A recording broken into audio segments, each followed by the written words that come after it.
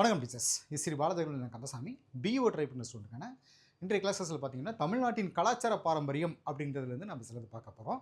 இது very very important. இதை படிக்கிற வேகத்தில் எதையும் விட்டு அடிச்சிடாதீங்க, ஏன்னா இதுலேருந்து கேள்விகள் கண்டிப்பாக நிறையா வந்துகிட்டே இருக்குது.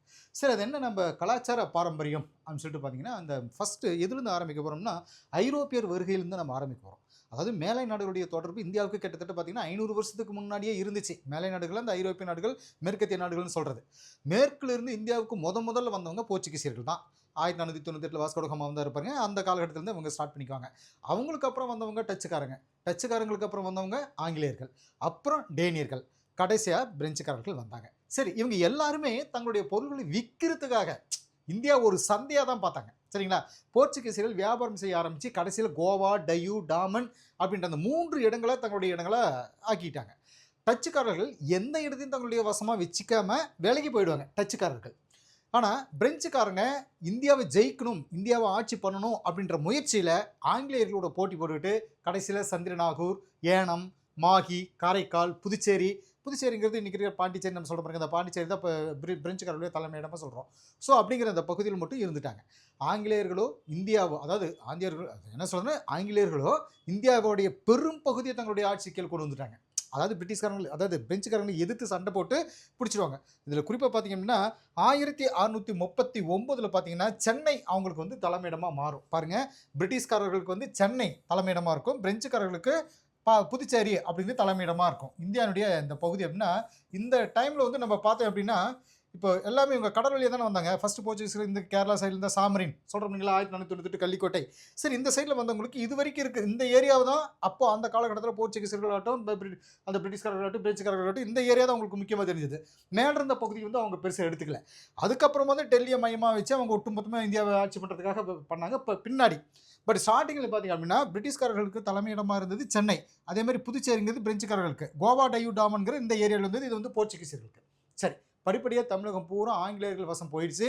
உழவு, நெசவு, இரும்பு, சர்க்கரை, அதாவது இந்த சர்க்கரை தொழில் சொல்கிறாங்க, இதெல்லாம் ஆங்கிலேயர்கள் வரவால இந்தியாவில் நசுங்கிடுச்சின்னு சொல்லலாம். தமிழகமே நலவடைஞ்சிருச்சு சொல்லலாம். சரிங்களா? கோயம்புத்தூர் சைடில் பார்த்தீங்கன்னா பருத்தி. நம்ம தமிழ்நாட்டுக்கு வந்து பார்த்தீங்கன்னா கோயம்புத்தூர் சைடுங்கிறது இந்த ஏரியாவில் இருக்குது, இது பருத்தி. ஒட்டுமொத்தமாகவே பார்த்தீங்க அப்படின்னா நம்ம பம்பாய் தான் வந்துட்டு இந்தியாவுக்கு பருத்தி ஏரியாவை நம்ம சொல்லுவோம். சரி, இதெல்லாம் மான்செஸ்டர்னு சொல்கிறது. கோயம்புத்தூரில் பருத்தி, இங்கிலாந்தில் அங்கே கோயம்புத்தூர் உருவாகி இருக்கக்கூடிய இந்த பருத்தி எடுத்துகிட்டு போய் இங்கிலாந்தில் அதை ட்ரெஸ்ஸாக ரெடி பண்ணி மறுபடியும் கொண்டு வந்து நம்ம தமிழகத்தினுடைய கடை விதிகளில் அதிக விலைக்கு விற்றுட்டு இருந்தாங்க. புரியுங்களா? இதெல்லாம் வந்து நம்ம அந்த நெசத்தொழில் பாதிச்சதுக்கு சொல்லலாம், காரணம் சொல்லலாம். கல்வியோட நிலை அப்போ வந்து அந்த காலகட்டத்தில் கல்வி எந்த அளவுக்கு இருந்துச்சு அப்படின்னு சொல்லிட்டு பார்க்கலாம். கல்வியோட நிலை வரிசையாக பார்ப்போம். கல்வி நிலை 2 நன்மைகள்ங்க இவங்களால் நமக்கு. ஆங்கிலேயருடைய ஆட்சியில் இந்திய நாட்டுக்கு அந்த 2 நன்மைகள் இருக்குது. ஒன்று, இந்தியா ஒரே நாடாக அமைஞ்சது, இந்திய மக்கள் ஆங்கிலம் கற்றுக்க வாய்ப்பு வந்துச்சு. இன்னொன்று, இந்த காலகட்டங்களில் கிராமங்களில் சின்ன சின்ன பள்ளிக்கூடங்கள் நடந்துகிட்டு இருந்துச்சு. தனித்தனி ஆசிரியர்கள் அதை திண்ணைகள் மேலேயும் அப்புறம் தெரு நடைகள்லையும் நடத்திட்டு வந்தாங்க. மாணவருடைய பெற்றோர்கள் கொடுக்கக்கூடிய அந்த சின்ன ஊதியம், அப்புறம் அரசாங்கம் கொடுத்த மானியம், குடிமக்கள் கொடுத்த தானியம், இது எல்லாத்தையும் வச்சுட்டு ஆசிரியர்கள் பிறப்பு நடத்திட்டு வந்தாங்க. இருந்தாலும் அவங்களுக்கு கல்வி சொல்லிக் கொடுத்துட்டு கற்றுக் கொடுத்துட்டு தென்னை பள்ளிகள் சேர்ந்து படிக்கிற வாய்ப்பு ஒரு சில உயர் குலத்தினருக்கு மட்டும்தான் கிடைச்சது. தொழிலாளர்கள் தம் மக்களை இளமையிலேயே தத்தம் குலத்தொழிலில் வந்துட்டு ஈடுபடுத்திட்டு பயிற்சி கொடுத்துட்டு வந்தாங்க அப்படின்னு தகவல் சொல்லப்படுது. இதனால் அவங்களில் பல பேருக்கு எழுத்து அப்படின்னு என்ன அப்படிங்கிறது தெரியாமல் போயிடுச்சு. தென்னைப்பள்ளி பயிற்சியும் 2 ஆண்டுகளுக்கு மேலே நீடிக்கிறதில்ல அப்படின்ற ஒரு தகவலும் சொல்லப்படுது. 2 வருஷம் தான் அந்த தென்னைப்பள்ளிகளில் வந்து ட்ரைனிங் கொடுத்துட்ருப்பாங்க. மாணவர்கள் எழுத்தை கற்றுக்கிட்ட உடனேயே தமிழில் இருக்கிற பல நீதி நூல்களையும் சதகங்களையும் அதே மாதிரி மனப்பாடம் செய்வாங்க. இது எல்லாத்தையும் தமிழில் எழுத படிக்க தெரிஞ்ச ஒரு சில பேர் மட்டும்தான் மேற்கொண்டு தமிழ் நூல்களை படிக்கிறதுக்கு முயற்சி செஞ்சுட்டு இருந்ததா ஒரு தகவல் சொல்லப்படுது. அவங்களும் ஒழுக்க நூல்கள், அதே மாதிரி தோத்திர நூல்கள், நிகண்டுகளை மட்டுமே பெரும்பாலும் கற்றுக்கிட்டு வந்தாங்க. அவங்க புராணங்கள், சங்க இலக்கியங்கள் இதெல்லாம் படிக்கிறதுக்கு வாய்ப்பே கிடைக்கல. அவங்க இலக்கண ஆராய்ச்சியிலையும் அவங்க போகலை. அறிவியல், வரலாறு, தத்துவம், உயர்கணிதம் இந்த மாதிரியான துறைகளில் மாணவர்கள் பயிற்சி எடுத்துக்கல அப்படின்றத உண்மையான ஒரு விஷயம். ஓலைகளில் எழுதியிருந்ததை படிச்சுட்டு வந்தாங்க. ஓலைகளுக்கு மேலே எழுத்தாணியில் எழுதிட்டு வந்தாங்க. முதல்ல குழந்தைகளை பள்ளிக்கூடத்தில் வைக்கிறதுக்கு என்ன பேர் சொல்லியிருப்போம்னா சுவடி தூக்குதல் அப்படின்னு சொல்லுவாங்க. முதல் குழந்தைகள் வந்து ஸ்கூலில் கொண்டு போய் சேர்த்துறாங்க அப்படின்னா அதுக்கு பேர் வந்து சுவடி தூக்குதல் அப்படின்ற பேர் வந்து அதுக்கு இது வந்து மெயின் வச்சுக்கணும், நமக்கு எக்ஸாம் கேட்பாங்க. இப்படியாக கல்வியினுடைய நிலை இருக்கிறத பார்த்துட்டு ஆங்கிலேய கவர்மெண்ட் என்ன பண்ணிச்சுன்னா நாட்டில் கல்வி வளர்ச்சிக்காக ஒரு திட்டம் போட்டுச்சு. அதுக்கு ஆங்கில கல்வி திட்டம் அப்படின்னு பேர். ஆங்கில கல்வி திட்டம் பிரிட்டிஷ்காரர்கள் கொண்டு வந்தாங்க. சரி, மாவட்டங்கள் எல்லாமே தாய்மொழியில் பயிற்சி பள்ளிகள் திறக்கிறதுக்கும் கல்வி வாய்ப்பை பெருக்கிறதுக்கும் மாகாண அரசாங்கத்தில் கல்வித்துறை ஒன்று அமைக்கிறதுக்கும் சென்னையிலையும் கல்கத்தாவிலையும் பம்பாயிலையும். அது என்ன சார் சென்னை கல்கத்தா பம்பாய்னா அந்த காலகட்டத்தில் நம்ம இந்தியாவுடைய முக்கியமான 3 சிட்டிஸ்னு இதுதான். அதே மாதிரி 1885 வாக்கில் பார்த்தீங்கன்னா இந்திய தேசிய காங்கிரஸ் ஸ்டார்ட் பண்ணும்பொழுது பார்த்தீங்கன்னா தேசிய இயக்கம் ஆரம்பிக்கிறதுக்காக கூட்டமே பம்பாயில் நடத்தியிருப்பாங்க. ஸோ பம்பாய், கல்கத்தா, சென்னை இந்த 3 முக்கோண பகுதியில் தான் இந்தியாவுடைய அந்த காலகட்டத்தில் முக்கியமான பெரிய பாப்புலாரிட்டியான ஒரு சிட்டி நம்ம சொல்லுவாங்க. சரி, பம்பாயிலையும் பல்கலைக்கழகங்கள் தொடங்குறதுக்கு சாதி மத வேறுபாடு இல்லாமல் எல்லா பள்ளிகளுக்கும் அரசாங்கத்தினுடைய பொருள் உதவி கொடுக்கறதுக்கும் அந்த திட்டத்தில் வழி இருந்துச்சு அப்படின்னு சொல்லப்படுது. ஸ்கூல்களில் பார்த்தீங்கன்னா கீழ் வகுப்புகளில் தமிழ், மேல் வகுப்புகளில் இங்கிலீஷ், இது பயிற்சி மொழியாக கொண்டு வந்தாங்க. சென்னை அரசாங்கத்தில் கல்வித்துறை தொடங்கினாங்க. அதுக்கு இயக்குனர் ஒருத்தர் நியமித்தாங்க. அதில் முதல்ல நியமனம் செஞ்சவர் யார் அப்படின்னா சர் அர்பத் நாட் இயக்குனராக. சர் அர்பத் நாட் அப்படிங்கிறவர் தான் முதல்ல இயக்குனராக நியமனம் செஞ்சாங்க. அவர் பின்னாடி சென்னை கவர்னராகவும் சென்னை கல்கத்தா பல்கலைக்கழகங்களுடைய துணைவேந்தராகவும் வேலை செஞ்சார். இந்திய அரசாங்கத்துடைய 1857 வருஷம் 27ஆம் சட்டத்தின் கீழே சென்னையில் பல்கலைக்கழகம் ஒன்று நிறுவனாங்க. செனட் அப்படிங்கிறது இந்த இதை மைண்டில் வச்சுக்கோங்க. வரிசையாக இந்த பாயிண்ட்ஸில் வரிசை நோட் பண்ணிக்கோங்க. கண்டிப்பாக இதெல்லாம் மனப்பாடம் பண்ணணும். செனட் அப்படிங்கிறது எதுக்காக நம்ம சொல்கிறோன்னா, செனட் அப்படிங்கிற ஆட்சி குழு அதோட நிர்வாகத்தை நடத்திட்டு வந்துச்சு. தொடக்கத்தில் கலைகள், சட்டம், மருத்துவம், கட்டட பொறியியல், அதே மாதிரி இந்த மாதிரியான கோர்ஸுகளில் பயிற்சியும் BA பட்டமும் கொடுத்தாங்க. சென்னையில் இருந்த அரசாங்க உயர்நிலைப் பள்ளி மாநில கல்லூரியாக கிபி 1840 இந்த வருஷத்தில் மாநில கல்லூரி சொல்கிறேன் பார்த்தீங்களா. சென்னையில் இருந்த அரசாங்க உயர்நிலைப் பள்ளி மாநில கல்லூரியாக 1840 உயர்த்தினாங்க. பொறியியல் கல்லூரி 1834 இந்த லிஸ்ட்டுக்கு வரிசை கொடுத்துருங்க. இது வெரி வெரி இம்பார்ட்டன்ட். இதுலேருந்து கண்டிப்பாக கேள்விகள் வரும். சரிங்களா. பொறியியல் கல்லூரி இன்ஜினியரிங் காலேஜ் 1834 மருத்துவக் கல்லூரி 1835 அதுக்கடுத்த வருஷம். சென்னை கிறித்துவ கல்லூரி ஒரு வருஷம் கழிச்சு 1837 பச்சைப்பெண் கல்லூரி 1841 ஸ்டார்ட் பண்ணதா ஒரு தகவல் சொல்கிறாங்க. அதே மாதிரி சென்னை அரசாங்கம் முதல்ல 1866 பெண்கள் பள்ளியை திறக்கிறதுக்கும் தொடங்கிச்சு அப்படின்னு சொல்லுவாங்க. அடுத்ததாக பார்த்தீங்கன்னா இலக்கிய வளர்ச்சி. இலக்கியத்துக்காக இவங்க நம்ம இது அந்த காலகட்டத்தில் நடந்த சில சம்பவங்கள் பார்ப்போம். அதாவது ஆங்கிலேயருடைய திறமையான ஆட்சிக்கு கீழே நாட்டில் அமைதி நிலவிச்சு. அதே மாதிரி கழகங்கள் ஓஞ்சுதுன்னு சொல்லுவாங்க. இடையூறுகள் இல்லாமல் குடிமக்கள் தங்களுடைய தொழிலை செஞ்சுட்டு வந்தாங்க. தமிழ் புலவர்கள் பல பேர் தமிழை வளர்த்தாங்க. எழுதுறதுக்கு காகிதமும் நூல்களும் வெளியிடுறதுக்கு அச்சுப்பொறியும் அந்த காலகட்டத்தில் கிடைச்சதுக்கு அப்புறம் தமிழ் நூலாசிரியர்களுடைய வேலைகளையும் முன்னேற்றம் தெரிஞ்சது. அவங்களுடைய வேலைகளையும் பல முன்னேற்றங்கள் வந்தது. ஆங்கில மொழிபெயர்ச்சி வந்ததுக்கு அப்புறம் தமிழ் இலக்கிய படைப்புகளில் பல புதுமைகள் நுழைஞ்சுன்னு சொல்லுவாங்க. உரைநடை புது வடிவத்தில் உருவாச்சுன்னு சொல்லுவாங்க. குறிப்பாக ராமலிங்க அடிகளார், ஆறுமுக நாவலார், தியாகராச செட்டியார் இவங்கெல்லாம் உரைநடையை தொடக்கி வச்சாங்க அப்படின்னு சொல்லப்படுது. பழங்காலத்து உரைநடைன்னு பார்த்தீங்க அப்படின்னா நீளமான ஒரு சொற்றொடர்களாக ஆக்கப்பட்டிருக்கும். சரிங்களா. ஐரோப்பியர் வருகைக்கு அப்புறம் உரைகள் சின்ன சின்ன சொற்றொடர்களாக அமைஞ்சது. ஒரு தொடருக்கு அடுத்தது, அதாவது ஒரு தொடருக்கும் அடுத்ததுக்கும் இடையில இடைவெளி விடுறதும், முற்றுப்புள்ளி, இந்த காற்புள்ளி, அரைப்புள்ளி, முக்காற்புள்ளி, மேற்கோள் புள்ளிகள், இது எல்லாம் அமைக்கிறது பழக்கத்துக்கு வந்துச்சு. உரை பார்த்தீங்கன்னா பல பத்திகளாக எழுதப்பட்டிருந்துன்னு சொல்லுவாங்க. வேதநாயகம் பிள்ளை எழுதின பிரதாப முதலியார் சரித்திரம் இது வெரி வெரி இம்பார்ட்டன்ட். பிரதாப முதலியார் சரித்திரமும் ராஜம் ஐயருடைய கமலாம்பாள் சரித்திரமும் பிற்காலத்தில் வர இருந்த நூற்றுக்கணக்கான தமிழ் நாவல்களுக்கு வழிவகுத்துச்சு அப்படின்னு சொல்லுவாங்க. இது இல்லாமல் மாதவையா எழுதின பத்மாவதி சரித்திரம், அதே மாதிரி சரவணம்பிள்ளை எழுதின மோகனாங்கி, இந்த மாதிரியான நாவல்கள்லாம் பார்த்தீங்கன்னா VK சூரியநாராயண சாஸ்திரியார் எழுதின மதிவாணன் அப்படிங்கிற நாடக நூல் பார்த்தீங்கன்னா 19ஆம் நூற்றாண்டில். சரிங்களா. கமலாம்பாள் சரித்திரம், VK மாதவையா, சரவணம்பிள்ளை, VK சூரியநாராயண சாஸ்திரி, இது வெரி வெரி இம்பார்ட்டன் முடிஞ்சுக்கணும். இதெல்லாம் பார்த்தீங்கன்னா 19ஆம் நூற்றாண்டுடைய படைப்புகள் அப்படின்னு சொல்லப்படுது. மேலும் இந்த காலத்தில் பார்த்தீங்கன்னா மகாபாரதம், ராமாயணம், பாகவதம், அப்புறம் விக்ரமாதித்தன் கதை, 12 மந்திரி கதை, அப்புறம் அரபிக் கதைகள், இது எல்லாமே மக்கள் பேசக்கூடிய அளவுக்கு ஒரு எளிய நடையில் எழுதியிருந்தது அப்படின்னு சொல்லலாம். செய்யுள் நடையில் பார்த்தீங்கன்னா தல புராணங்கள் பல நிறைய வெளி வந்துட்டு இருந்துச்சு. திருச்சிற்றம்பலம் மீனாட்சி சுந்தரம் பிள்ளை அப்படிங்கிறவர் பார்த்தீங்கன்னா மிகப்பெரிய புலவராக, பெரும் புலவர்கள் எல்லாம் போற்றக்கூடிய அளவுக்கு அவர் வாழ்ந்தவர் அப்படின்னு சொல்லப்படுது. அவர் பல தல புராணங்கள் எழுதியிருக்கிறதா ஒரு தகவல் சொல்லப்படுது. தேவராசம் பிள்ளை குலசேக பாக்கியானம், இதை பாருங்க இந்த இடத்துல இருக்குது, நல்லா மைண்டில் வச்சுக்கோங்க. Very very important. தேவராசம் குசேல பாக்கியானம் இல்லை, குசேல பாக்கியானம் அப்படின்ற நூலையும் ஹென்றி ஆல்பர்ட் கிருஷ்ணபிள்ளை பார்த்தீங்கன்னா HA கிருஷ்ணபிள்ளை பார்த்தீங்கன்னா கிறித்துவ புலவர், அதாவது ரச்சினி யாத்திரிகம் அப்படின்ற சமய காவியம் ஒன்றையும் பாடினார். மாயிரம் வேதநாயகம் பிள்ளை பார்த்தீங்கன்னா அவர்கள் பல சமரச கீர்த்தனைகளையும் நீதி நெறி பாடல்களையும் பல இசையமைப்புகளில் பாடியிருப்பார். பல தமிழ் இலக்கியங்கள் பார்த்தீங்கன்னா இந்த காலகட்டத்தில் வந்தது மாதிரி தமிழ் மொழி பற்றின ஆராய்ச்சியும் நடந்துச்சு. கால்டுவெல் அப்படிங்கிற கிறித்துவ பாதிரியார் அயர்லாந்து நாட்டிலிருந்து இந்தியாவுக்கு சமயப்பணி செய்கிறதுக்காக வந்தார். திராவிட மொழிகள் அவருடைய கருத்தை கவர்ந்துச்சு. அந்த மொழிகளை நல்லா ஒப்பிட்டு ஆராய்ச்சி திராவிட மொழிகளின் ஒப்பிலக்கணம் அப்படின்ற அந்த நூலை அவர் எழுதியிருப்பார். திராவிட மொழிகள் ஒப்பிலக்கணம், இது அடிக்கடி எக்ஸாம் கேட்டது முன்னெல்லாம். கால்டுவெல் அயர்லாந்து நாட்டை சேர்ந்தவர். அந்த மொழிகள் நல்லா ஒப்பிட்டு இதெல்லாம் எழுதியிருப்பாரு. அதே மாதிரி ஜி.யு. போப் திருக்குறள், நாலடியார், திருவாசகம் இந்த நூல்களை வந்து ஆங்கிலத்தில் மொழிபெயர்த்ததா சொல்லுவாங்க. தாம் இறந்ததுக்கு அப்புறம் தன்னுடைய கல்லறையில தமிழ் மாணவன் அப்படின்னு தன்னை சொல்லணும் அப்படின்னு சொல்லிட்டு கேட்டுட்டார். வின்ஸ்லோ அப்படிங்கிறவர் பார்த்தீங்கன்னா தமிழ் ஆங்கில அகராதி எழுதினாரு. யாழ்ப்பாணத்து கதிரவேல் பிள்ளை தமிழ் அகராதி ஒன்று எழுதியிருக்கார். இலங்கையில யாழ்ப்பாணத்தில் பிறந்த சில புலவர்கள் அரிய சில நூல்கள் எழுதியிருக்காங்க. விஸ்வநாத சாஸ்திரியார், வண்ண குறவஞ்சி, நகுலமலை குறவஞ்சி அப்படிங்கிற சிற்றிலக்கிய நூல்களும் எழுதியிருக்கார். இதெல்லாம் அவருடைய விஸ்வநாத சாஸ்திரி, இதெல்லாம் மைண்டில் வச்சுக்கோங்க, மனப்பாடம் பண்ணிக்கோங்க. Very very important. சிவை தாமோதரம் பிள்ளை இவரெல்லாம் பார்த்தீங்க அப்படின்னா தொல்காப்பியம், வீர சொல்யம், இறையனார் அகப்பொருள், இலக்கண விளக்குரை அப்படின்றது இலக்கண நூல்களையும், கலித்தொகை, அதே மாதிரி தணிகை புராணம், சோலாமணி இந்த மாதிரியான இலக்கிய நூல்களையும் பதிப்பிச்சிருப்பார். இப்படியாக 19ஆம் நூற்றாண்டில் பார்த்தீங்கன்னா இலக்கியம் நல்ல டெவலப்மெண்ட் ஆகிட்டு வந்ததுன்னு சொல்லுவாங்க. அடுத்த பாருங்க சமயத்தை பற்றி என்னென்ன நம்ம தெரிஞ்சுக்க போகிறோம் அப்படின்ற வரிசையாக பாருங்க. ஆங்கிலேயர்கள் காலத்தில் பல சமய பூசல்கள் அப்பப்போ வந்துட்டு தான் இருந்துச்சு. சமய பூசல்கள் சமயத்துக்காக சண்டை போட்டுட்டு இருந்துட்டு தான் இருந்தாங்க. கிறித்துவ பாதிரியார்கள் பார்த்தீங்கன்னா ஆங்கிலேய அரசாங்கத்துடைய ஆதரவில் தங்களுடைய சமய பணிகளில் ஈடுபட்டு வந்தாங்கன்னு சொல்லப்படுது.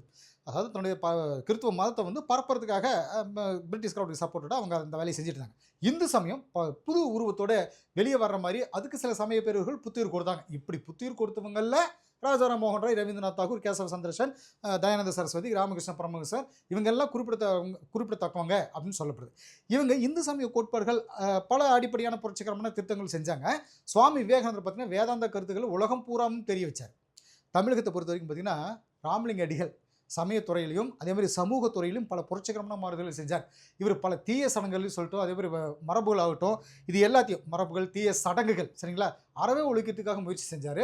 மேலும் பார்த்தீங்கன்னா சமரச சுத்த சன்மார்க்க சங்கம் அப்படின்ற ஒரு இயக்கத்தை ஒன்று தோற்றுச்சார். தென்னார்காடு மாவட்டத்தில் வடலூர் அப்படின்ற இடத்துல கிபி 1872 ஞான சபை இல்லைங்களா அதை ஒன்று ஆரம்பித்தார். ராமலிங்க அடிகளார் பார்த்தீங்கன்னா திருவற்பா அப்படின்ற நூல் எழுதினார். இந்த நூலை தொழுவூர், அதாவது தொழுவூர் வேதார், இந்த பாருங்க கீழே எழுதியிருக்கு பாருங்க, தொழுவூர் பேர் இருக்குங்களா இல்லை கீழே மனுமுறை கண்ட வாசகமா இந்த பேரை மைண்டில் வச்சுக்கணும். அதாவது ராமலிங்க அடிகள் திருவருப்பா அப்படின்னு நூல் எழுதினா இந்த நூலை தொழுவூர் வேலாயுத முதலியார், இந்த பேரை மைண்டில் வச்சுக்கோங்க, ரொம்ப ரொம்ப முக்கியம். தொழுவூர் வேலாயுத முதலியார் அப்படிங்கிறவர் தொகுத்து வெளியிட்டார். மேலும் பார்த்தீங்கன்னா ராமலிங்க அடிகள் மனுமுறை கண்ட வாசகம் அப்படிங்கிற உரைநடை நூல் ஒன்று 1854 மனுமுறை கண்ட வாசகம், இது வந்து நல்லா மைண்டில் வச்சுக்கோங்க, அந்த வருஷம் மட்டும் மைண்டில் வச்சுக்கோங்க. 1954 எழுதி வெளியிட்டார்.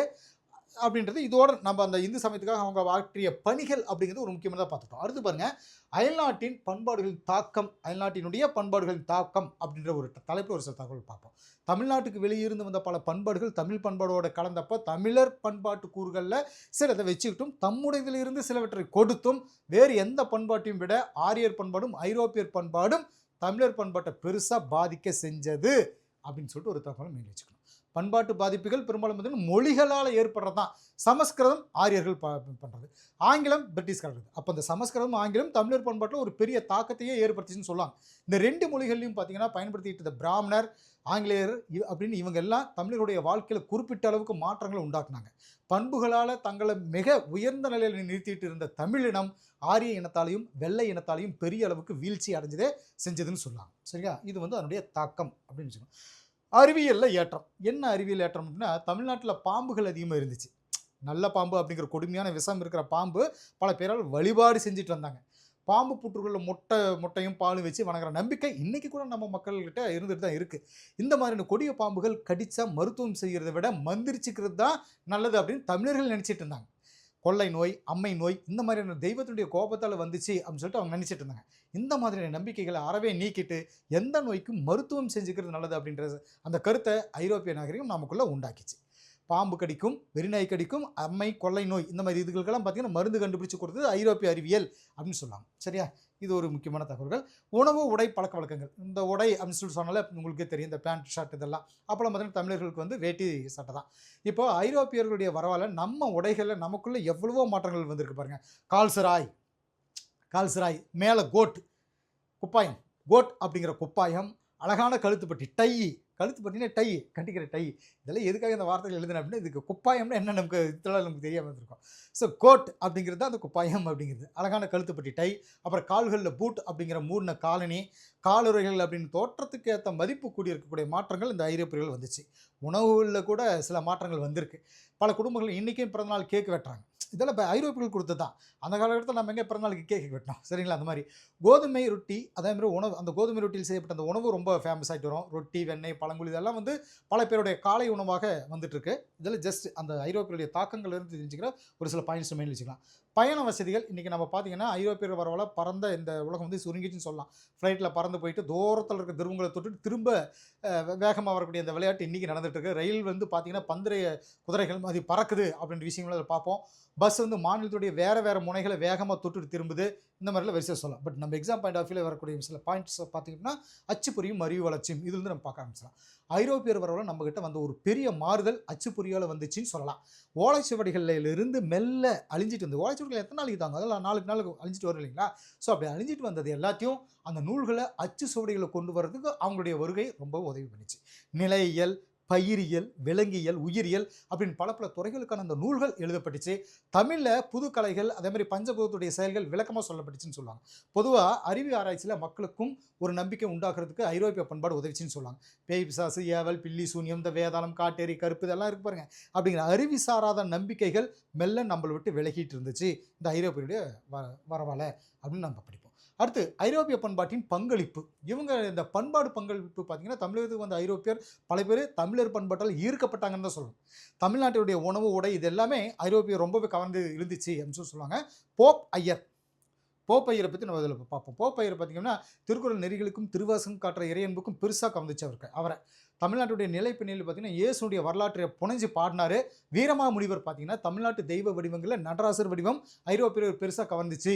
போப் ஐயரை தம்ம ஒரு தமிழ் மாணவன் அப்படின்னு சொல்லிக்கிறதுல ரொம்பவும் மகிழ்ச்சி அடைஞ்சார். அவர் மகிழ்ச்சியாக இருந்தான்னு சொல்லுவாங்க. தமிழகம் சங்க காலத்துக்கு முற்பட்ட காலத்திலிருந்தே யவனர் அப்படின்ற ஐரோப்பிய நாட்டுக்காரங்க கூட வணிக உறவும் இருந்ததை சங்க இலக்கியங்கள் சொல்லுது. யவனரை தொடர்ந்து இஸ்லாமியர் அரபு நாடுகளிலிருந்து வாணிபம் செஞ்சாங்க. அப்புறம் போர்ச்சுகல், டச்சுக்காரர்கள் இவங்கெல்லாம் வரிசை ஒவ்வொருத்தரை வர ஆரம்பித்தாங்க. சரிங்களா? போர்ச்சுகீசியர்கள், டச்சுக்காரர்கள் உங்களுக்கு வரிசை நான் சொல்லிப்பேன். டேனிஷ்காரங்க, பிரெஞ்சுக்காரங்க அப்படின்னு மற்ற ஐரோப்பிய நாட்டை சேர்ந்தவங்களும் தமிழகத்துக்கு வந்தாங்க. வணிக தொடர்போடு இல்லாமல் சமயத்தையும் பரப்புறதுக்கு அவங்க முயற்சி பண்ணாங்க. சமய பிரச்சாரத்துக்காக கிறித்துவ பாதிரியார்களையும் கூடவே கூட்டிகிட்டு வந்திருப்பாங்க. அந்த பிஸ்னஸ்மேன்ஸ் அத்தனை பேருமே கூட்டிகிட்டு வந்தாங்க. அதாவது பாதிரியார்கள் கிறிஸ்துவத்தை பரப்புற தொண்டை அந்த வேலையை அவங்க செஞ்சாங்க. சங்க காலத்தில் சிறப்பாக இருந்த சைவ வைணவ சமயங்கள் சங்கம் மறுவின காலத்தில் கலப்பரர்கள் வருகையால் சிறப்பு கம்மியாகி குன்றி போய் இருந்ததுன்னு சொல்லுவாங்க. சமண பௌத்த சமயங்கள் செல்வாக்கோடு இருந்துச்சு அப்படின்னு சொல்லுவாங்க. மறுபடியும் பக்தி இயக்கத்தால் இந்த பல்லவர்கள் காலத்தில் இருந்து நாயக்கர் காலம் வரைக்கும் பார்த்திங்கன்னா சைவ வைணவ சமயங்களுடைய செல்வாக்கு அதிகமாக இருந்துச்சு, மிகுந்து காணப்பட்டதுன்னு சொல்லுவாங்க. இஸ்லாமியர் ஆட்சியில் இஸ்லாமியம் பரவிச்சு. அடுத்து ஐரோப்பிய ஆட்சியில் அவங்க கிறித்துவம் பரவிச்சு. அவங்க காலகட்டத்தில் மதம் மற்றும் அதே மாதிரி மதம் மாற்றும் அந்த ஆட்சி காரணத்தால் பார்த்திங்கன்னா நம்மளுடைய மொழியை கற்றுக்க ஆரம்பித்தாங்க அவங்க. சரிங்களா? தமிழுடைய இனிமையில் தம்மை மறந்து தமிழுக்கு தொண்டு செஞ்சாங்க. தம்மை அறியாமல் தமிழுக்கு தொண்டு செஞ்சவங்க நிறைய பேர் இருக்காங்க. ஆனால் மதமாற்றம் செய்யப்பட்ட கிறித்துவர்கள் தெரிஞ்சே தொண்டு செஞ்சாங்க. இவங்க வந்து நம்ம தமிழ் பண்பாடால் ஈர்க்கப்பட்டு இங்கே ஜியு போப் இந்த மாதிரி ஆட்கள் எல்லாம் தமிழ் கற்றுட்டு தமிழுக்காக உழைச்சாங்க. இங்கே இருந்த நம்மளுங்க ஹெச்ஏ கிருஷ்ணபிள்ளை இந்த மாதிரி ஆட்கள் கிறித்துவ மதத்துக்கு மேலே அங்கே அதன் மீது இருந்த பற்றின் காரணமாக அந்த கிறித்துவ மதத்துக்கு மாதிரி அங்கே போயிட்டு இந்த ரச்சனை யாத்திரை அந்த மாதிரி கிறித்துவ நூல்களும் எழுத ஆரம்பித்தாங்க. ஸோ இவங்களும் அங்கே சேஞ்ச் ஆயிருக்காங்க, அவங்களும் சேஞ்ச் ஆயிருக்காங்க அப்படின்ற விஷயத்தில் நம்ம இதில் தெரிஞ்சுக்கலாம். G U Pope, Robert Nobili, Veeramamunivar, Ziegenbalg Iyer, Ellis Durai, Caldwell இந்த மாதிரி மேல்நாட்டு கிறித்துவர்கள், இந்த வேதநாயகம் பிள்ளை, வேதநாயக சாஸ்திரி, சாம்பியல் பிள்ளை, கிருட்டின பிள்ளை இந்த மாதிரியான தமிழ் கிறித்தவர்களும் குறிப்பிடத்தக்கவங்க அப்படின்னு சொல்லப்படுது. ஃபஸ்ட்டு ஜியு போப்லேருந்து நம்ம ஆரம்பிச்சிடும். 60 ஆண்டுகளுக்கு மேலாக தமிழை முறையாக கற்றுக்கிட்ட போப் அவர்கள் 60 வருஷத்துக்கு மேலே தமிழ் தொண்டு செஞ்சார்னு ஒரு தகவல் உண்டு. தன்னுடைய கல்லறையில் வந்து நான் ஒரு தமிழ் மாணவன் அப்படின்னு பொறிக்கணும்னு சொல்லிட்டு அவர் கேட்டுட்டார். ஆக்ஸ்போர்ட் பல்கலைக்கழகத்தில் பார்த்தீங்கன்னா தமிழாசிரியர் வேலை பார்த்துட்டு தமிழை உலகம் பூரா அறிய செய்தவர் இவர் தான். மேல்நாட்டு அறிவுத்துறைகள்னு சொல்லப்படக்கூடிய உளநூல், சைக்காலஜியில் வரக்கூடிய இந்த உளநூல், தத்துவ நூல், கணிதம், மேத்ஸு, அளவை நூல், லாஜிக்கல்னு சொல்கிறாங்க அந்த அளவை நூல் அப்படிங்கிற முதல்ல தமிழில் சொல்லி கொடுத்தவர் இவர் தான். திருக்குறள், திருவாசகம், நாலடியார் இது எல்லாத்தையும் ஆங்கிலத்தில் மொழிபெயர்ச்சவரும் இவர் தான். புறநானூறு, புறப்பொருள் வெண்பாமாலை அப்புறம் அப்படிங்கிற இந்த மாதிரி நூல்களுடைய சில பாடல்களையும் சிவஞான போதகத்தையும் தமிழில் அதாவது மொழிபெயர்த்தவர் இவர் தான். பல ஏடுகளில் தமிழ் பற்றின ஆராய்ச்சி கட்டுரைகள் எழுதினார். தொடர்மொழி, துளு மொழி கற்றுக்கிட்டு, அது தொடர்மொழின்னா தோடர்கள் பேசக்கூடிய மொழி, அது தோடர்மொழின்னு சொல்லுவாங்க, தொடர்மொழியில் கிடையாது, தோடர்மொழி, தோடர்கள் பேசக்கூடிய மொழி, அந்த தோடர்களுடைய மொழி, துளு மொழி எல்லாம் இவர் கற்றுக்கிட்டு அதோட இலக்கணத்தையும் வெளியிட்டார். தமிழ் இலக்கணத்தை எலிமெண்ட்ரி தமிழ் கிராமர் அப்படின்னு சொல்லிட்டு 3 பாகம் எழுதுறாரு. எலிமெண்ட்ரி தமிழ் கிராமர் அப்படின்ட்டு. தமிழ் புலவர்களையும் தமிழ் துறவிகளையும் பற்றி ஆங்கிலத்தில் நூல்கள் எழுதினாரு அப்படின்னு சொல்லிட்டு இவரை பற்றின சில தகவல்களை வரிசை நம்ம பார்ப்போம். அடுத்து ராபர்ட் டி நோபிலி. இவர்கிட்ட இருந்து நம்ம தெரிஞ்சுக்கிற ஒரு சில விஷயங்கள் பார்த்தீங்கன்னா, இத்தாலி நாட்டில் பிறந்து 1606 தமிழ்நாடு வந்து தமிழும் வடமொழியும் கற்றுக்கிட்டார். நோபிலி அதாவது காவி உடையும் கட்டிக்கிட்டு பூணலும் போட்டுக்கிட்டு மரக்கறி உணவு சாப்பிட்டு தத்துவ போதகர் அப்படின்னு தன்னுடைய பேரை மாற்றி நம்ம இத்தாலிய பிராமணர் அப்படின்னு சொல்லிக்கிற அளவுக்கு நம்ம பண்பாடு மேலே அவருக்கு ஒரு ஈர்ப்பு வந்திருக்கு. நூற்றுக்கணக்கான உயர் சாதி இந்துக்களை கிறித்துவராக்குனாரு. திருமலை நாயக்கருடைய நண்பரானதுக்கு அப்புறம் பார்த்தீங்கன்னா சில ஆண்டுகள் கழிச்சு இலங்கைக்கு போயிட்டு வந்தார். 1647 மயிலாப்பூரில் அவர் இறந்துருவார். முதல் உரைநடை நூலை தமிழில் எழுதின பெருமை இவரை தான் சேரும். சமய சார்புடைய வடசொல் கலந்த மேனாட்டு மொழி கலந்த ஒரு கொச்சை மொழியில் பல நூல்கள் எழுதினார். அச்சேராத காரணத்தால் அது எல்லாமே அழிஞ்சதுன்னு சொல்லுவாங்க. மற்ற மதங்களை கண்டிக்கிறது இவருடைய காலத்தில் இருந்துச்சு பார்ப்போம். அது பார்த்துட்டு இருக்கலாம் நம்ம. ஞானோபதேசிய காண்டம், அதே மாதிரி மந்திர மாலை, ஆத்ம நிர்ணயம், டியூஷனதிகாரம், சத்திய வேத லட்சணம், சகுன நிவாரணம், பரம் சூட்சம் அபிப்பிராயம் அப்படின்னு சொல்கிறது. அதே மாதிரி கடவுள் நிர்ணயம், புனர்ஜென்ம ஆட்சேபம், நித்திய ஜீவன சல்லாபம், தத்துவ கண்ணாடி, இயேசுநாதர் சரித்திரம், தவச சதகம், புரியுங்களா, ஞான தீபிகை, நீதி சொல், அனித்திய நித்திய வித்தியாசம், இதெல்லாம் இந்த மாதிரி பல 17 நூல்கள் பக்கம் அவர் எழுதியிருப்பார். இதெல்லாம் அவருடைய ஸ்பெஷல். இதெல்லாம் வரிசை நான் கொடுத்துருக்கேன். இது நீங்கள் வரிசை மனப்பாடம் பண்ணிக்காங்க. சரி, வீரமாமுனிவரை பற்றி அடுத்து பார்ப்போம். வீரமாமுனிவர் தைரியநாதன் சொல்கிறது. இவருடைய இயற்பெயர் பார்த்தீங்கன்னா கான்ஸ்டாண்டில் ஜோசப் பெஸ்க். இவர் இயேசு சபையை சேர்ந்த குரு அப்படின்னு சொல்லப்படுது. கிறித்துவ மதத்தை பரப்புற நோக்கில் 1709 இயேசு சபைக்கு குருவானதுக்கு அப்புறம் 1710 தமிழகத்துக்கு வந்தார். இவர் தமிழ் மொழியுடைய வளர்ச்சிக்கும் முன்னேற்றத்துக்கும் சிறப்பான பணிகளை செஞ்சிருக்காரு. 23 நூல்களை தமிழில் எழுதுனதோட இயேசு கிறிஸ்துவோடைய வாழ்க்கை தொடர்பான நிகழ்ச்சிகளையும் இயேசுடைய வளர்ப்பு தந்தைன்னு சொல்லப்படக்கூடிய யோசப் வரலாற்றையும் தமிழ் பண்பாட்டுக்கு ஏற்ற மாதிரி தேவாவணி அப்படிங்கிற ஒரு பெரிய காவியமாக எழுதுனது இவருடைய தமிழ் புலமைக்கு ஒரு சான்றாக இருக்குது அப்படின்னு சொல்லி நம்ம சொல்லணும். அடுத்து சீகன் பால்கு ஐயா. 1682 ஜெர்மனி நாட்டில் பிறந்தவர் தான் பார்த்தலோமியஸ் சீகன் பால்கு. இவர் பார்த்தீங்கன்னா டென்மார்க் நாட்டில் இருக்கிற திருச்சபை சார்பில் கிறித்துவ மத பிரச்சாரம் செஞ்சுட்டு வந்தார். பொதுமக்கள் உதவியோட தமிழ் மொழியை 11 நாளில் கற்றுக்கிட்டார். பொதுமக்களுடைய உதவியோட. அப்புறம் அவர் 17,000 சொற்கள் இருக்கக்கூடிய தமிழ் அகராதியை சீக்கிரமாக உருவாக்கினார். அப்புறம் பைபிளுடைய புதிய ஏற்பாட்டை தமிழ் மொழிபெயர்ச்சார். தமிழில் மொழிபெயர்ச்சார். 1710 பார்த்தீங்க அப்படின்னா ஜெர்மனி, இதோ ரொம்ப ரொம்ப முக்கியம், ஜெர்மனியிலிருந்து தமிழ் அச்சு இயந்திரம் கொண்டு வர்றதுக்கு ஏற்பாடு செஞ்சவர் இவர் தான். பொறையாறு பக்கத்தில் ஒரு இடத்துல காகித பற்ற ஆரம்பித்து மரக்கூழ் மூலமாக காகிதம் செய்கிற தொழிற்சாலையை தொடங்கினார். இன்னைக்கு இந்த பகுதி என்ன சொல்றது, கடுதாசி பட்டறை அப்படின்னு சொல்லுவாங்க. கடுதாசி பட்டறை அப்படின்னு சொல்லிட்டு சொல்லப்படுது. இதில் 1715 தமிழ் மொழியில் புதிய ஏற்பாட்டை வெளியிட்டார். சீகன் பால்கு முயற்சியால் இந்தியாவில் முதல்ல தமிழ் அச்சுகள் உருவானது சிறப்பு அம்சம் அப்படின்னு சொல்லப்படுது. எல்லிஸ் துரை அடுத்த தலைவராக நம்ம பார்க்கக்கூடியது எல்லிஸ் துரை. தமிழ் வடமொழி ரெண்டையும் முறையாக கற்றுக்கிட்ட இவர் எல்லிசர் அப்படின்னும் அழைக்கப்படுறாரு. சென்னையில் வருவாய் வாரிய செயலாளராக இருந்து காணியாட்சி முறையும் வேளாண் சீர்திருத்தம் பார்த்தவர். முத்துசாமி பிள்ளை அப்படிங்கிறவர் கொண்டு வீரமாமுனிவருடைய நூல்களை எல்லாம் சரிங்களா தேட செஞ்சார். வீரமாமுனிவர் வரலாற்று தமிழையும் ஆங்கிலத்திலையும் எழுதினார். திருக்குறளுடைய முதல் 13 அதிகாரங்களுக்கு முதல்ல உரை எழுதினார். இது எவ்வளோ பெரிய ஸ்பெஷல் பார்த்தீங்களா. அங்கேருந்து நீங்கள் வந்து இந்த அளவுக்கு பண்ணியிருக்காரு. திருக்குறளுடைய அந்த முதல் 13 அதிகாரங்கள். கால்டுவெல்லுக்கு முன்னாடியே திராவிட மொழிகளை கற்றுட்டும் திராவிட மொழிகள் வடமொழியில் இருந்து வேறானது, கிளைமொழிகள் இல்லை, தனித்து இயங்கக்கூடியது அப்படின்ற கருத்தை வெளியிட்டார். அடுத்து தமிழ் கிறித்தவர்கள் நம்ம மக்கள் யாருன்னு பாருங்களேன். வரிசையாக வேதநாயகம் பிள்ளை முதல்ல. மேலை நாட்டு கிறித்தவர்கள் குறிப்பாக ஐரோப்பியர்கள் செஞ்ச தமிழ் தொண்டு மாதிரி தமிழ்நாட்டு கிறித்தவர்களும் தமிழ் படைப்பாளர் தமிழ் இலக்கியத்தை வளப்படுத்தினாங்க. இதில் வேதநாயகம் பிள்ளை, மகாவித்வான் மீனாட்சி சுந்தரம் பிள்ளை, மீனாட்சி சுந்தரம் பிள்ளைகிட்ட பார்த்தீங்கன்னா தமிழ் கற்றுக்கிட்டு மாயூரத்தில் முன்ஷிப்பாக வேலை செஞ்சவர் இவர். நீதி சட்டங்களை முதல்ல தமிழ் எழுதினவர் இவர் தான். பிரதாப முதலியார் சரித்திரம் அப்படின்ற முதல் நாவலை எழுதினவர். இந்த ஸ்பெஷல் இவருக்கு தான் இருக்குது.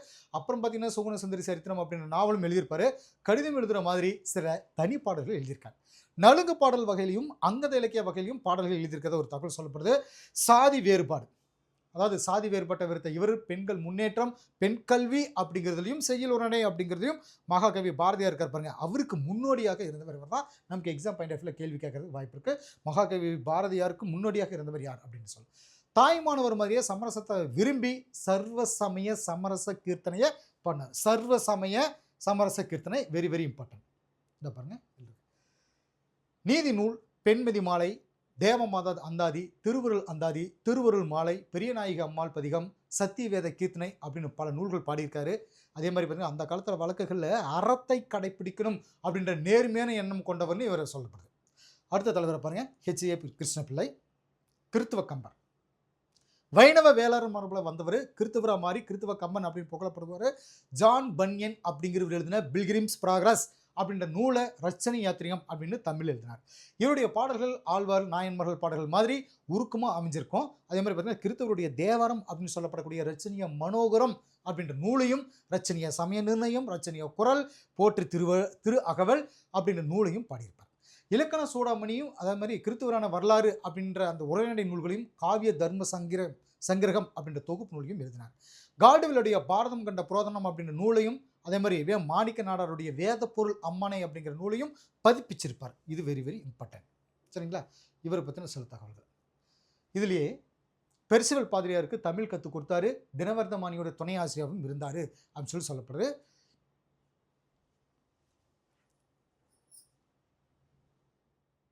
அடுத்து வேதநாயகம் சாஸ்திரி, சரபோசி மன்னரின் ஆஸ்தான வித்வான் அப்படின்னு சொல்லிட்டு இருந்து நம்ம ஆரம்பிப்போம்.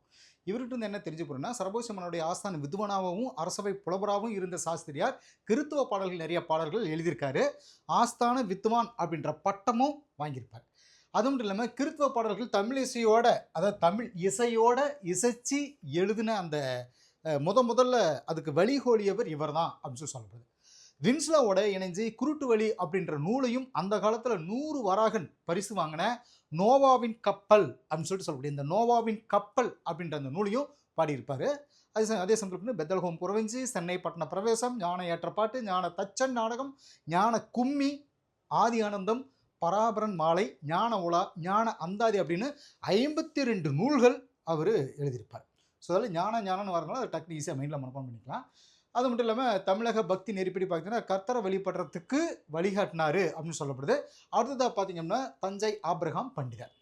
திருநெல்வேலி சாம்பூர் வடகரை அப்படிங்கிறது இவருடைய சொந்த ஊர். இவர் தமிழிசைக்கு இவர் செஞ்ச தொண்டு ரொம்ப பெருசுன்னு சொல்லப்படுது. மேலை நாட்டு இசைக்கும் தமிழ் இசைக்கும் இருக்கிற ஒற்றுமை வேற்றுமை, வடநாட்டு இசைக்கும் தென்னாட்டு இசைக்கும் இருக்கிற வேறுபாடு, இது எல்லாத்தையும் சொல்லி முழுசாக இதை பற்றின ஒரு ஆய்வாகவே அவர் சொல்லியிருப்பார். கருணாமிர்த சாகரம் அப்படின்ற பேரில் இசை பேரிலக்கியம் படைச்சிருக்கார். இவர் எந்த நாட்டுக்காரங்கிட்டையும் இல்லாத சிறப்பாக 2000 வருஷத்துக்கு முந்தினது தமிழிசை அப்படின்ற உண்மையை ஆதாரங்களோட நிறுவியிருக்கார். அடுத்ததாக பாருங்க, இஸ்லாமிய அறிஞர்கள் அப்படின்னு சொல்லிட்டு வரிசை நம்ம பார்ப்போம். அடுத்து இதில் வரக்கூடிய ஆட்கள், அதாவது கிறித்தவம் மாதிரியே நம்ம இந்திய நாட்டுக்கு அதாவது வெளியிலிருந்து வந்த சமயம் இஸ்லாமின்னு தெரியும். மற்ற மதத்துக்காரங்க மாதிரியே இஸ்லாமியர்களுக்கும் தமிழுக்கு செய்யுள் உரைநடை அப்படின்னு சொல்லிட்டு 2 வகையிலையும் நிறைய இலக்கியங்களை கொடுத்துருக்காங்க. இன்னும் சொன்னோம் அப்படின்னா முனசாத்து, மசாலா, நாமா அப்படின்ட்டு புதுசாக சில இலக்கிய வகைகளையும் இஸ்லாமியர்கள் தமிழுக்கு அறிமுகம் செஞ்சுருக்கிறதையும் நம்ம மறுக்க முடியாது. சரி, காப்பியங்கள் அப்படின்னு சொல்லிட்டு பார்த்தீங்கன்னா அப்படின்னா உமறு புலவர் எழுதின சீராபுராணம் இஸ்லாமிய தமிழ் இலக்கியங்களில் ஒரு பெருசும் முதன்மையானதும் அப்படின்னு சொல்லப்படுது. இது காப்பிய வகையை சார்ந்ததுன்னு சொல்லப்படுது. முகமது நபி இதோட நாயகர், இது தெரியும். கதீசா இதோட காப்பிய நாயகி அப்படின்னு சொல்லப்படுது. சீராபுராணம் பார்த்தீங்கன்னா 3 காண்டங்கள் கொண்டது. விலாதத்து காண்டத்தில் 24 படலங்கள் இருக்குது. அதில் 21வது படலம் பார்த்தீங்கன்னா கதீசா கனவு கண்ட படலம் அப்படின்னு சொல்லப்படுது. அதாவது குவைலிது அப்படின்ற செல்வந்த வணிகரோட மகள் தான் கதீசா.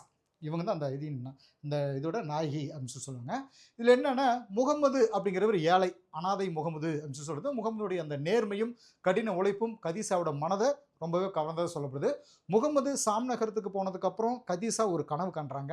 கதீசா வாழக்கூடிய அந்த தெரு வழியாக யானை, குதிரை, ரதம், பல்லாக்கு அப்படின்னு சொல்லிட்டு அந்த வானவர்களும் வானவ மகளிரும் நிறைய பேர் வர முகமது பவனி வர்ற மாதிரி கனவு கண்டாங்க. கனவு உண்மை அப்படின்னு நினச்சிட்டு நம்பிட்டு தெருவுக்கு வந்து பார்க்குறப்போ யாரும் இல்லாத பார்த்துட்டு மனம் வருந்தி போயிடுவாங்க. அப்போ இருந்து அவங்க தன்னை மேக்கப் பண்ணிக்கிறதோ இதெல்லாத்தையும் அவாய்ட் பண்ணாங்க. பஞ்சனையில் படுத்துங்கிறது எல்லாத்தையும் விட்டுட்டு சோறு தண்ணி இல்லாமல் செல்ல கிளிகள் கூட கொஞ்சாமல் ஃப்ரெண்ட்ஸுங்க கூட பேசாமல் தனியாக இருந்தாங்க அப்படின்னு சொல்லப்படுறது. வண்ண கலைஞர்களுடைய ராஜநாயகம் அப்படின்ற இஸ்லாமிய பெருங்காப்பியம் இது வந்து ஒரு குறிப்பிட்ட ஒரு காப்பியம் அப்படின்னு சொல்லப்படுது. வண்ண களஞ்சிய புலவர் அவர் இருந்தால் ராஜநாயகம். இந்த புலவர் அந்த நூல்கள் ரொம்ப முக்கியங்க. இதிலிருந்த கேள்விகள் வருது. சரி, இதுலேயும் பாருங்கள் சிற்றிலக்கிய வகைகள்னு சொல்லுவோம். அதாவது தமிழில் தோன்றின சிற்றிலக்கிய வகைகளில் இஸ்லாமிய இலக்கியங்கள் வந்துச்சு. நபி அவதார அம்மானை, பப்ராத்தியார், அம்மானை அம்மன் இதெல்லாம் பாருங்க அப்படின்ட்டு இந்த அம்மானை அப்படின்ற வகையில் பாடப்பட்டது தான் அப்படின்னு சொல்லப்படுது. திருமதீனத்து அந்தாதி, திருமக்காதி, அதாவது என்னது திருமக்கா, திருவந்தாதி, நாகை அந்தாதி அப்படின்னு அந்தாதி வகைக்கு சான்றுன்னு சொல்லப்படுது. சரிங்களா? குலாம் காதிர் நாவலர் எழுதின மதுரை சங்கத்து புலவராற்றுப்படை அப்படிங்கிற நூல் ஆற்றுப்படைக்கு சான்று அப்படின்னு சொல்லிட்டு இதில் வரிசையாக சொல்லுவோம். அது சங்கத்து புலவராற்றுப்படைன்னு சொல்லி. சையது அனமியா சாஹிப், அதாவது சையது அனமியா சாஹிப் நபிகள் நாயகத்துடைய பேரில் பிள்ளைத்தமிழ் பாடியிருக்காரு. சையது முகைதீன் கவிராயர், முகைதீன் ஆண்டவர் பிள்ளைத்தமிழ் பாடியிருக்காரு. அதே மாதிரி நாகூர் ஆண்டவர் பிள்ளைத்தமிழ் அப்படின்ற பேரில் ஒரு நூல் இருக்குது. சரிங்களா? பெண்பார் பிள்ளைத்தமிழுக்கு சான்றாக பாத்திமா நாயகி பிள்ளைத்தமிழ், பெண்பார் பிள்ளைத்தமிழ், பாத்திமா நாயகி பிள்ளைத்தமிழ் அப்படின்றத சொல்லலாம். இஸ்லாமியர் தமிழுக்கு தந்த புது வகை இலக்கியங்கள் அப்படின்னு சொல்லிட்டு நம்ம வரிசை ஒரு சில லிஸ்ட்டு அதில் பார்க்கலாம். நொண்டி நாடகம், படைப்போர், இல்லைங்களா? அதாவது இஸ்லாம் வருகையில் தமிழுக்கு சில புது இலக்கிய வரவுகள் கிடைச்சிது. அதில் குறிப்பிட்டு சொல்கிற மாதிரி நொண்டி நாடகம், படைப்போர், முனசாத்து, கிஸ்ஸா, அதே மாதிரி மசாலா நாமா இதெல்லாம் சொல்லலாம். திருக்கச்சூர் நொண்டி நாடகம் அப்படிங்கிறது ரொம்பவும் ஸ்பெஷலான குறிப்பிட தகுந்தது அப்படின்னு சொல்லுங்க. ஏன்னா அந்த கதையினுடைய தலைவன் வந்து திருட்டு, காமம் அப்படின்னு சொல்லிட்டு இந்த கெட்ட வழிகளில் போய் அதுக்கு தண்டனையாக தன் கால்களை இழந்து நொண்டியானதுக்கப்புறம் தான் செஞ்ச தவறுகளுக்கு வருந்தி மேல்நிலை அடைகிறதாக காட்டக்கூடியது அந்த நொண்டி நாடகம் அப்படின்னு சொல்லி சொல்லப்படுது. இது வந்து குறிப்பிடத்தக்கது அப்படின்னு சொல்லி சொல்லுவாங்க. குறிப்பிடத்தக்க இஸ்லாமிய புலவர்கள் பற்றி வரிசை நம்ம பார்க்கலாம். ஒரு சில பேர் காசிம் புலவர் முதல் எடுத்துமே அவரை பார்ப்போம். அதாவது ஒவ்வொரு புலவருக்கு அப்புறம் வந்து இஸ்லாமிய புலவர்களில் சில பேர் குறிப்பிடத்தக்க மாதிரி இருக்காங்க. அவங்கள பற்றி பார்க்கலாம். இதில் காசிம் புலவர் என்ன அப்படின்னா, இவர் திருவடி கவிராயர்கிட்ட தமிழ் கற்றுக்கிட்டார். காசிம் புலவர் இதுதான் ரொம்ப முக்கியமான, இந்த பேர் மனப்பாடம் பண்ணிக்கோங்க. திருவடி கவிராயர் அவர்கிட்ட இது பண்ணிங்க.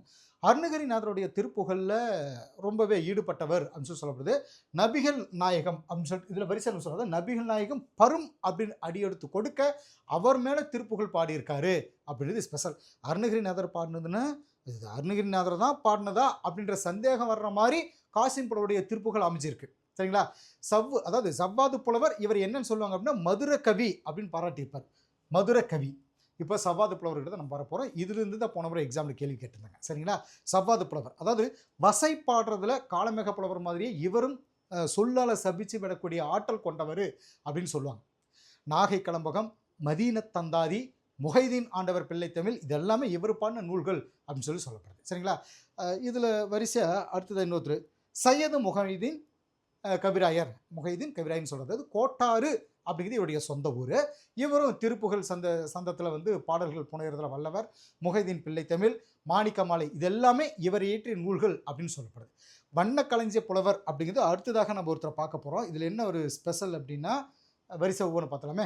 அமீது இப்ராஹிம் அப்படிங்கிறது தமிழ் புலவரை வண்ணக்கலைஞ்ச புலவர் அப்படின்னு கூப்பிட்றாங்க. அப்படியா அந்த பேரால் அவர் அறியப்படுறாருன்னு சொல்லுவாங்க. இவர் வந்து பார்த்திங்கன்னா ராமநாதபுரம் மாவட்டம் மீசல் அப்படிங்கிற ஊரில் குடி வந்து வாழ்ந்தார் அப்படின்னு சொல்லப்படுது.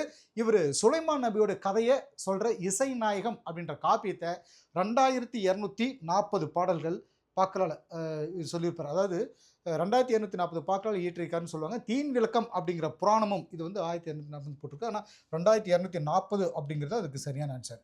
சரிங்களா? 2240 பாக்களால் அப்படிங்கிறது இதனுடைய விஷயம்.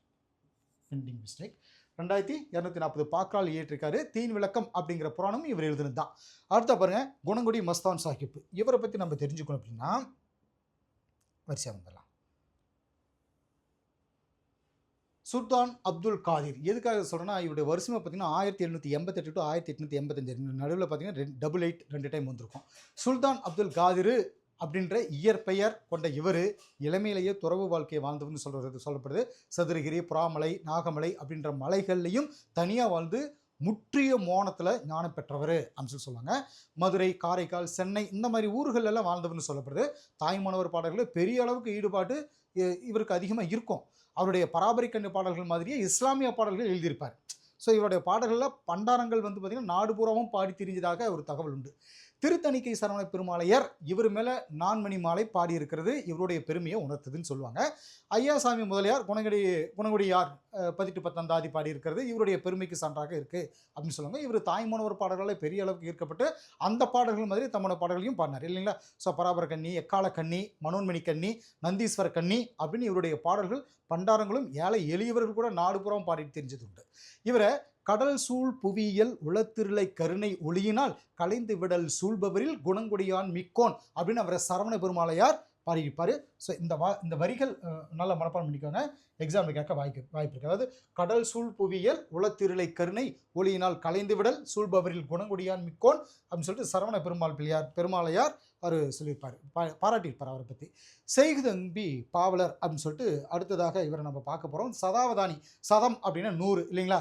அதாவது இவர் ஒரு சதாவதானின்னு ஏன் சொல்கிறோம்னா, ஒரே சமயத்தில் 100 செய்திகளை உள்வாங்கி பதில் சொல்கிறதுல வல்லவர் அப்படின்னு சொல்லிட்டு சொல்லப்படுது. அந்த அளவுக்கு இவருக்கு நினைவாற்றல் இருக்கும். 20ஆம் நூற்றாண்டுடைய தொடக்கத்தில் வாழ்ந்த இணையற்ற தமிழ் புலவர் இவர். நாஞ்சில் நாட்டு இலங்கை ஊரை சேர்ந்தவர்.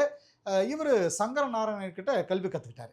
யாழ்ப்பாணத்தில் ஆறுமுக நாவலும் கதிரை வேற்பிள்ளையரும், அதாவது வடலூர் வள்ளலுடைய திருவருப்பாவை மறுப்பா அப்படின்னு சொல்லி போராடின காலத்தில் அது அறுப்பாவே அப்படின்னு வாதிட்டு வள்ளலருடைய பெருமையை நிலைநாட்டினர்னு சொல்லப்படுது. அதாவது திருநாகூர், திருவந்தாதி, திருக்கோட்டாற்று பதிற்றுப்பத்து, சரிங்களா? நாயகமான்மிய மஞ்சரி, நீதி வெண்பா, அதே மாதிரி அழகப்பா கோவை, அப்புறம் சுத்தாசிம் கோவை அப்படிங்கிறது இவருடைய இயற்றிய நூல்கள் சொல்லப்படுது. கவி களஞ்சிய புலவருடைய நபி அவதார அம்மானையும், பெச்சை இப்ராஹிம் புலவருடைய திருமதீன தந்தாதியும், தக்கலை பீர் முகமதுடைய சாஹிபுடைய ஞான மணிமாலை, அப்புறம் ஞான புகழ்ச்சி, ஞான குரல், ஞான ரத்தின குறவஞ்சி, ஞானப்பாட்டு அப்படிங்கிற நூல்களும் குறிப்பிடத்தக்கதுன்னு சொல்லப்படுது. அதாவது திருக்கச்சூர் நொண்டி நாடகம், திருக்காரனூர் சிங்கார கும்மி அப்படின்னு சிற்றிலக்கிய நூல்களில் 100 கணக்கில் வந்திருக்கு, சரிங்களா? சரி, அடுத்ததாக இதிலே தமிழ்நாட்டினுடைய பிரிட்டிஷ் கட்டிடக்கலை அப்படின்னு சொல்லிட்டு வரிசையாக பார்ப்போம். அது பிரிட்டிஷ்காரர்கள் வந்து தமிழ்நாட்டில் கட்டின கட்டிடக்கலை. சாந்தோம் பசிலிக்கா அப்படிங்கிறது இந்தியாவுடைய சென்னை நகரில் இருக்கிற சாந்தோமில் ஒரு ரோமன் கத்தோலிக்க சின்ன பசிலிக்கா அப்படின்னு சொல்லப்படுது. இது வந்து பார்த்திங்கன்னா 16ஆம் நூற்றாண்டில் போர்ச்சுகீசிய ஆய்வாளர்களால் கட்டப்பட்டதுன்னு சொல்லப்படுது. மேலும் பார்த்திங்கன்னா 1863 ஆங்கிலேயர்களால் ஒரு கதீட்ரல் அந்தஸ்தோட மறுபடியும் கட்டப்பட்டது. சென்னை உயர்நீதிமன்றம் மற்றும் அரசு அருங்காட்சியகம்னு சொல்லப்படுது. இது ஹென்றி இர்வின் வடிவமைச்சதாக சொல்லப்படுது. இந்தோ சரசனிக் கட்டடக்கலை அப்படிங்கிறது 19ஆம் நூற்றாண்டுடைய பிற்பகுதியிலையும் 20ஆம் நூற்றாண்டுடைய முற்பகுதியிலும் இந்தியாவில் பிரிட்டிஷ் கட்டட கலைஞர்களால் பயன்படுத்துகிற ஒரு வகை கட்டடக்கலை அப்படின்னு சொல்லப்படுது. இது இஸ்லாமிய, இந்து மற்றும் பைசென்டைன் கட்டிடக்கலைகளுடைய கலவை அப்படின்னு சொல்லப்படுது இந்தோ சரசனிக் கட்டிடக்கலை, சரிங்களா? அந்த அம்சங்களை பார்த்தீங்கன்னா அந்த குவிமாடங்கள், வளைவுகள், மினாரெட்டுகள், அந்த பறந்த கண்ணாடி இதெல்லாமே வந்து அடங்குதில்லை. இந்த வகை கட்டடங்களுக்கு பயன்படுத்தி ஆங்கிலேயர்கள் அருங்காட்சியகங்கள், அதே மாதிரி கல்வி நிறுவனங்கள், அப்புறம் ரயில் நிலையங்கள், இந்த மாதிரியான பொது கட்டடங்களை கட்டினதாக சொல்லப்படுது. சென்னையில் இந்தோ சரசனிக் பாணி கட்டிடங்களுக்கு எடுத்துக்காட்டுகளாக நிறைய சொல்லலாம். அதாவது மெட்ராஸ் உயர்நீதிமன்றம், செனட் ஹவுஸு, செபாக் பாலாசி, அதே மாதிரி எக்மோர் ரயில் நிலையம், இதெல்லாம் சொல்லலாம். பல வரலாற்று கட்டடங்கள் இன்றைக்கும் முழுமையாக செயல்படுன்னு வச்சுக்கோங்களேன். அரசாங்க வணிகம் அல்லது கல்வி நிறுவனங்களாக இன்றைக்கி இருந்துகிட்டு இருக்கு. கொல்கத்தாவுக்கு அடுத்தபடியாக சென்னை தான் வந்துட்டு பார்த்திங்கன்னா நாட்டோட 2வது பெரிய பாரம்பரிய கட்டிடங்களுடைய தாயகம் அப்படின்னு சொல்லப்படுது. 1639 பார்த்தீங்கன்னா 1639 செயின்ட் ஜார்ஜ் கோட்டை, அதாவது இன்றைக்கி தமிழ்நாடு சட்டமன்றம் தலைமைச் செயலகம் சொல்கிற மாதிரி அந்த கட்டிடம் தான், அது வந்து கட்டப்பட்டதாக சொல்லப்படுது. திப்பு சுல்தானுடைய பீரங்கிகள் கோட்டையோட அந்த அருங்காட்சியகத்தோட கோபுரங்கள் அலங்கரிக்குன்னு சொல்லப்படுது. கோட்டை பார்த்திங்கன்னா 150 அடி உயரத்தில் நாட்டோட மிக உயரமான கூடிய கொண்டிருக்கும் அப்படின்னு சொல்லுவாங்க. இந்த கோட்டை பார்த்திங்கன்னா தமிழ்நாட்டுடைய 163 அறிவிக்கப்பட்ட பகுதிகள், அதாவது மெகாலிட்டிக் தலங்கள் அப்படின்னு சொல்லக்கூடிய அதில் ஒன்றாக இது சொல்லப்படுது. சேப்பாக்கம் பேலஸ், இதில் என்னென்னா 1768 கட்டப்பட்ட இது வந்து பார்த்திங்கன்னா இந்தோ சராசனிக் வகை கட்டடக்கலைக்கு பயன்படுத்தி கட்டப்பட்டனா இந்தியாவுடைய முதல் கட்டடம் அப்படின்ற ஒரு சிறப்பு இந்த சேப்பாக்கம் பேலஸுக்கு இருக்குது. இதை பிரிட்டிஷ் கட்டட கலைஞர் பால் ஃபென்ஃபீல்ட் வடிவமைச்சார். சேப்பாக்கம் அரண்மனை பார்த்திங்கன்னா அதிகாரப்பூர்வ இல்லத்தில் பயன்படுத்துகிற அந்த நவாப் ஆற்காடு பகுதியிலிருந்து மொத்தம் 117 ஏக்கர் பரப்பளவில் 2 தொகுதிகள் இருக்குன்னு சொல்லப்படுது. கலாஸ் மஹால், ஹுமாயூன் மஹால், இது எல்லாமே எடுத்துக்காட்டுகளாக சொல்லப்படுது. அடுத்து செனட் ஹவுஸ் அப்படின்னு சொல்லிட்டு இதில் 2வது இதில் அடுத்ததாக பார்க்க போகிறோம். செனட் ஹவுஸ் 1879 ராபர்ட் சிஷோல்ஸ் கட்டின அந்த செனட் ஹவுஸ் மெட்ராஸ் பல்கலைக்கழக வளாகத்துக்குள்ளே அமைஞ்சிருக்கு. இதுவும் இந்தோ சரசனிக் கட்டிடக்கலை வடிவமைப்பு குறிக்குது. அதே மாதிரி செனட் மாளிகையுடைய பிரதான கதவு 150 அடி நீளம், 60 அடி அகலம், 50 அடி உயரம் கொண்ட பெரிய மண்டபம் அப்படின்னு சொல்லிட்டு சொல்லப்படுது. இதை பாருங்க, இதில் வெஸ்ட்மெண்ட் கொடுத்துருக்கோம். மெட்ராஸோட முதல் சட்டமன்றம் 1937 இங்கே தான் கூடிச்சு. பல்கலைக்கழக மாநாடுகள் இங்கே நடந்திருக்கு அப்படின்னு சொல்லிட்டு இதனுடைய ஸ்பெஷல் இருக்குது. மெட்ராஸ் உயர் நீதிமன்றம் அப்படின்னு சொல்லிட்டு அடுத்து பார்க்கலாம். இது வந்து பார்த்திங்கன்னா லண்டன் நீதிமன்றங்களுக்கு அடுத்தபடியாக உலகத்தோட 2வது பெரிய நீதித்துறை கட்டிடம் அப்படின்ற சிறப்பு இதுக்கு இருக்குது. இது வந்து பார்த்திங்கன்னா இந்தோ சராசனிக் பாணிக்கு ஒரு சிறந்த எடுத்துக்காட்டுன்னு சொல்லப்படுது. இதில் அடுத்ததாக பாருங்கள், தேசிய கலைக்கூடம். 1906 ஹென்றி இர்வின் கட்டின விக்டோரியா மெமோரியல் ஹால் இந்தோ சரசனிக் கட்டிடங்களுக்கு இன்னொரு எடுத்துக்காட்டாக சொல்லப்படுது. இது ஆரம்பத்தில் பார்த்திங்கன்னா விக்டோரியா தொழில்நுட்ப நிறுவனத்தோட இருப்பிடமாக இருந்துச்சு. அப்புறம் இது 1951 தேசிய கலைக்கூடம் அப்படின்னு ஒரு பேர் வச்சுக்கிட்டாங்க. இதில் ராஜஸ்தான், டெக்கான், தஞ்சை, அது மட்டும் இல்லாமல் ராஜா ரவிவர்மாவுடைய இவங்ககிட்ட இருந்து 175 ஓவியங்கள் இதில் இருந்துச்சு அப்படின்னு சொல்லப்படுது. இதில் இந்த கலைக்கூடத்தில் ரயில் நிலையங்கள் அப்படின்னு சொல்லிட்டு பார்த்தீங்கன்னா சென்னையில் ஆர்வமில் இந்த பல ரயில் நிலையங்கள் இருக்குது. அதாவது எக்மோர் ரயில் நிலையம் 1856 வந்த ராயபுரம் நிலையம், 1873 இருந்த அந்த சென்னை மத்திய நிலையம், 1922 கட்டப்பட்ட தெற்கு ரயில்வே தலைமையகம், இதெல்லாம் இதில் அடங்கும். மேலும் பிற கட்டிடங்கள் அப்படின்னு சொல்லிட்டு வரிசையாக பார்த்திங்கோம்னா அரசு அருங்காட்சியகம் ஹென்றி இர்வின், அதாவது அரசு அருங்காட்சியகம் ஹென்றி இர்வின் வடிவமைச்சு 1896 நிறைவடைஞ்சதுன்னு சொல்லுவாங்க.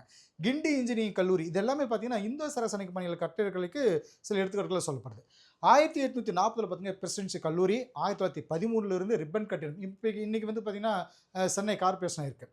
தி வார் மெமோரியம், விவேகானந்தர் இல்லம், அதே மாதிரி தி மியூசியம் தியேட்டர், ராமகிருஷ்ணா மடம், கோயில், இதெல்லாம் வந்து கட்டடங்களுக்கு முக்கியத்துவம் வாய்ந்ததாக சொல்லப்படுது. கிண்டியில் இருக்கக்கூடிய ஆளுநருடைய இல்லத்தை ராஜ்பவன் பக்கத்திலேயே மகாத்மா காந்தியிலிருந்து இந்திய ஆளுநர் ஜெனரல் இவர் ராஜாஜி ராஜகோபாலாச்சார், இது அதே மாதிரி இவர் முன்னாள் முதல்வர்கள் காமராஜ் மற்றும் பக்தவச்சலம், இவங்கெல்லாம் பொதுவாக இந்த தியாகிகளுக்காக அர்ப்பணிக்கப்பட்ட 5 மண்டபங்கள் இங்கே இருக்குது அப்படின்னு சொல்லப்படுது. ஓகே டீச்சர்ஸ், அடுத்த ஒரு வீடியோவில் சந்திப்போம். தேங்க்யூ.